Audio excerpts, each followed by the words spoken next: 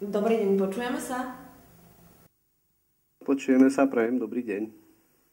Takto sme začali nakrúcať zrejme prvú slovenskú reportáž prostredníctvom internetu. Chceli sme vedieť, či je to vôbec možné. Zadanie znelo nasledovne. Celú reportáž vyrobiť cez službu videokonferencia tak, aby sme s kamerou nemuseli opustiť tento priestor. Potrebné iba základné vybavenie, ktoré má každý pracovník už väčšinou na stole. Jedná sa o nejaký počítač, ktorý je vybavený webkamerou a mikrofónom. Okrem toho je to aj prístup k internetu. K prípojeniu do služby stačí otvoriť v prehliadači príslušnú adresu a videokonferencia môže začať. Do počítača nie je nutné nič inštalovať.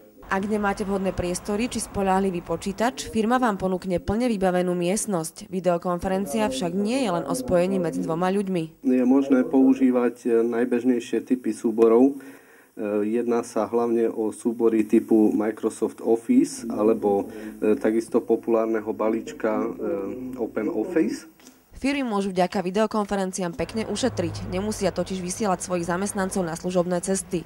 Nie sú to pritom len financie na benzín, prevádzku auta, ale svojim kľúčovým ľuďom vo firme či priamo sebe ušetria čas. Videokonferenciu sa to dá veľmi ľahko a efektívne zorganizovať a tak potom celá tá práca je o mnoho efektívnejšia. Aby sme znížili náklady na vytvorenie tejto reportáže, tie sme nikam necestovali. Podľa našich výpočtov sme ušetrili viac ako 100 eur. Služba je určená predovšetkým pre spoločnosti, ktoré majú viacero pobočiek, prípadne pre spoločnosti, ktoré často komunikujú so zahraničím. Ďakujem za tieto informácie a myslím, že toto je z našej strany všetko. Dovidenia.